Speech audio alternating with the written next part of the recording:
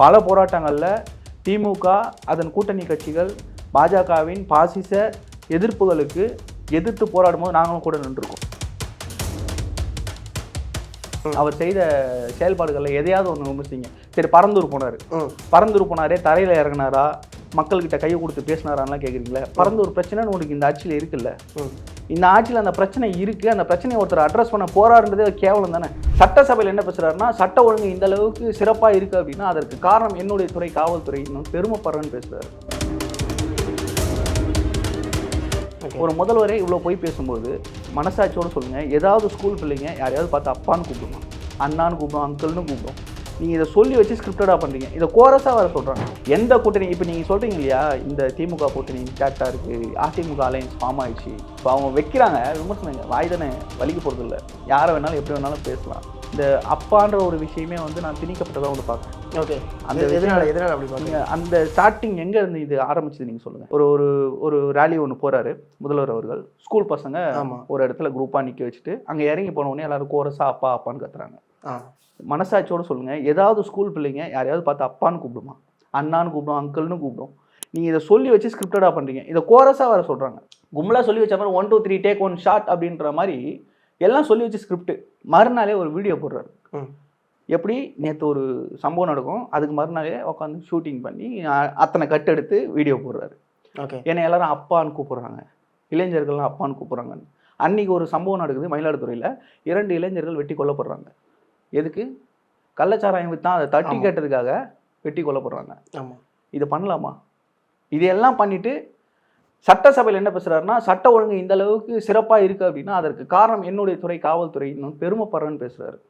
ஒரு முதல்வரே இவ்வளோ பொய் பேசும்போது கருணாஸ் அவர்கள் அந்த மேடையில் இந்த பொய் பேசுறதுல ஆனால் இந்த முதல்வர் செஞ்சதை கூட பாக்கி யாருமே செய்யலையே அப்படிங்கிற ஒரு கேள்வியை முன்னாடி வைக்கிறாரு. ஆமாம், இந்த முதல்வர் செஞ்ச அளவுக்கு யாரும் விளம்பரம் செய்யலை.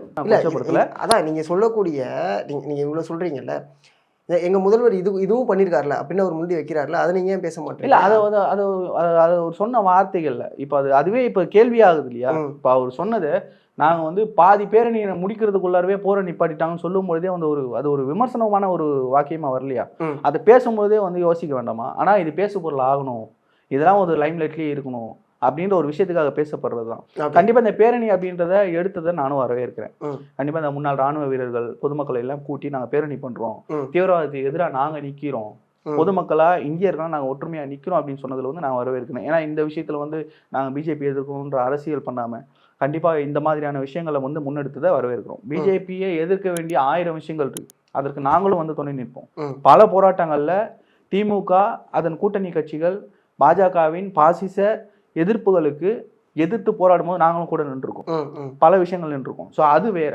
இந்த இடத்துல ஒரு பேரணி எடுத்து அது கண்டிப்பாக ராணுவ வீரர்களுக்கு ஒரு ஊக்கம். என்னுடைய நண்பர்களும் ராணுவத்தில் இருக்காங்க.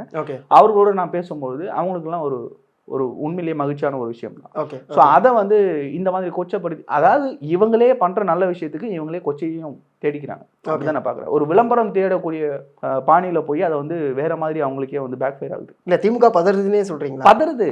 ஓகே, நீங்க பதறலன்னா இவங்களை பத்தி பேச மாட்டாங்க. நீங்க எப்போவாவது சீமான் அவர்களை பத்தி இல்லை யாரை பத்தி பேசுவாங்க அப்படின்னா, ஃபர்ஸ்ட் ஆஃப் ஆல் இப்போ நீங்க என் மேல ஒரு விமர்சனம் வைக்கிறீங்க அப்படின்னா கண்டிப்பா உங்களை பத்தி நான் பேசிதான் ஆகணும், பேசாம இருக்க முடியாது. சரி, கரெக்ட் தானே?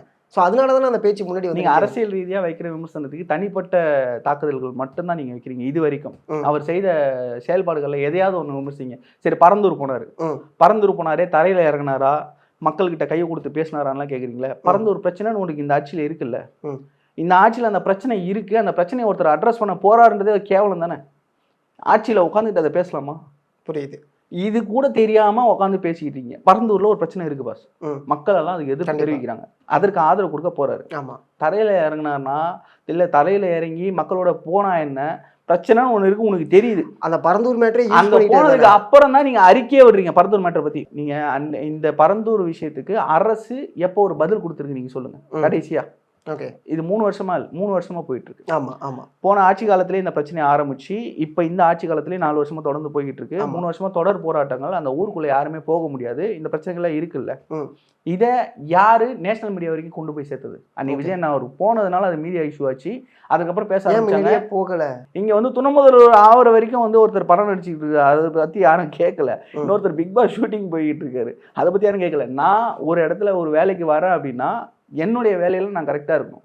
அந்த வேலையை மட்டும் தான் நான் பார்ப்பேன் அப்படின்னு சில தனிப்பட்ட பிரின்சிபல்ஸோட ஒருத்தர் வராரு. அவர் நீங்க எவ்வளவு கேள்வி வேணா கேட்கலாம். பட் ஆனால் அது உங்க சைட்ல எந்த அளவுக்கு அதை நீங்க ஃபாலோ பண்றீங்கன்னு ஒரு கேள்வி வருதுல்ல, மாற்று கேள்வி வருதுல்ல. அதற்கு நீங்க பேசணும். ஆட்சியில இத்தனை வருஷமா இருக்கிறீங்க, நீங்க ஏன் போலன்னு நம்ம கேட்குறோம். படம் நடிச்சுக்கிட்டு இருந்தவரை நீங்க ஏன் வரலன்னு கேக்குறீங்க. திமுகவும் பயப்படுது. இன்னைக்கு வந்து பாஜக அதிமுகவும் பயப்படுது. ஏடிஎம்கே கூட்டணிக்கு பேசிட்டு இருக்காங்க அப்படிங்கிற மாதிரி திரு லியோனி அவர்கள் பேசியிருந்தாங்க. அதே மேடையில தான்.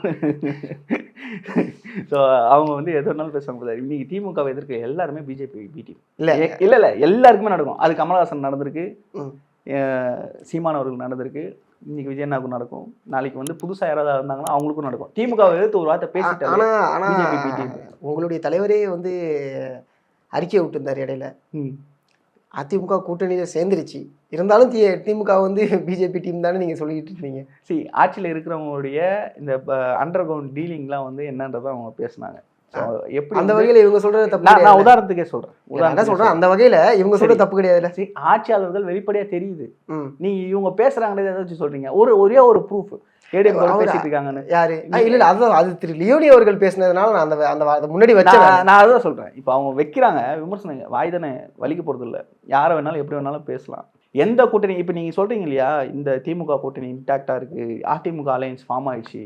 நான் சொல்கிறேன் 2026 ஜனவரி வரைக்கும் இந்த கூட்டணி எல்லாம் வந்து ஆடிட்டே தான் இருக்கும், ஷேக்கிங்டே தான் இருக்கும். ஓகே. பாமக இன்னும் எந்த பக்கம் போவாங்கன்னு தெரியும். நேற்று கூட பேசினாரு. எங்களுடைய தலைமையில் தான் ஆட்சி நடக்கும்லாம் சொல்லுவார். எல்லாமே பேசுவாங்க.